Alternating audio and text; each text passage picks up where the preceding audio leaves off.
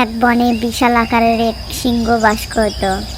সে বনের পশু পাখিদের ধরে খেত। বনের পশু পাখিদের একটি বৈঠক বসল।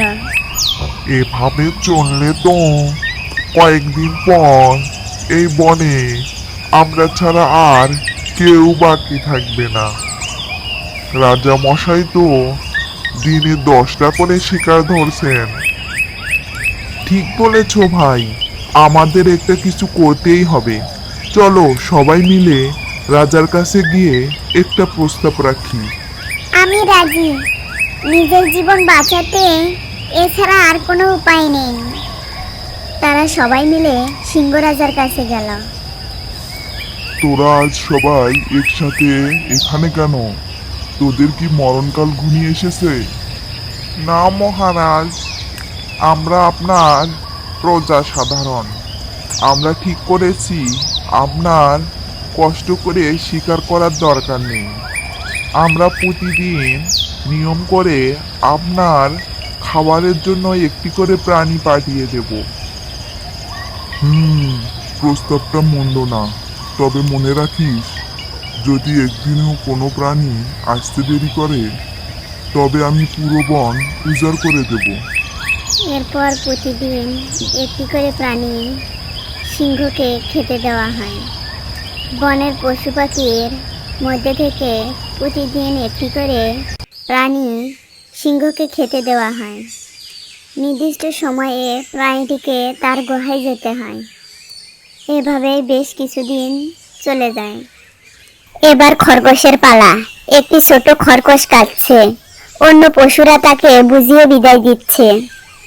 না না, আমি সিংহের পেট পুড়তে যেতে চাই না, দয়া করে আমাকে ছেড়ে দাও। উপায় নেই বন্ধু, আজ তোমার পালা, না গেলে আমাদের সবার বিপদ। না, এভাবে মরা যাবে না, আমাকে বুদ্ধি খাটিয়ে এই অত্যাচারী রাজাকে শিক্ষা দিতেই হবে। দুপুর গড়িয়ে বিকেল। সিংহের প্রচন্ড ক্ষুধা পেয়েছে। খরগোশ ধীর পায়ে সেখানে পৌঁছালা। তুই এতটুকু একটা স্থানা তোকে পাঠিয়েছে আমার জন্য, তাও আবার এত দেরি করে। আজ আমি তোদের সবাইকে চিবিয়ে খাবো। মহারাজ, আমার কোনো দোষ নেই, আমি আসছিলাম ঠিক সময়েই, কিন্তু পথে অন্য এক সিংহ আমাকে আটকে দিয়েছিল। অন্য সিংহ? এই বনে আমি ছাড়া আর কে আছে? সে নিজেকে এই বনের আসল রাজা দাবি করছে মহারাজ। সে আমাকে প্রায় খেয়ে ফেলছিল। আমি অনেক কষ্টে পালিয়ে আপনার কাছে এসেছি। কোথায় সে? আমাকে এখনই তার কাছে নিয়ে চলো, আমি তাকে শেষ করে দেব। খরগোশ সিংহকে একটি গভীর কুয়ার সামনে নিয়ে এলো। মহারাজ, ওই যে দেখুন, এই কুয়ার ভেতরেই পাপিষ্ঠটা লুকিয়ে আছে।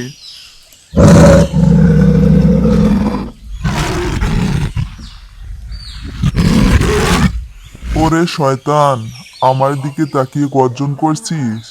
দাঁড়া, আমি আসছি।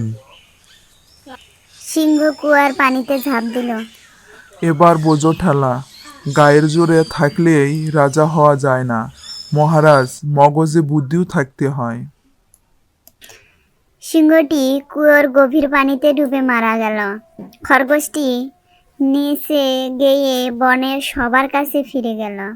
সেই থেকে বনের পাখিগুলো শান্তিতে বসবাস করতে শুরু করলো। বন্ধুরা, লাইক করো, কমেন্ট করো এবং সাবস্ক্রাইব করো।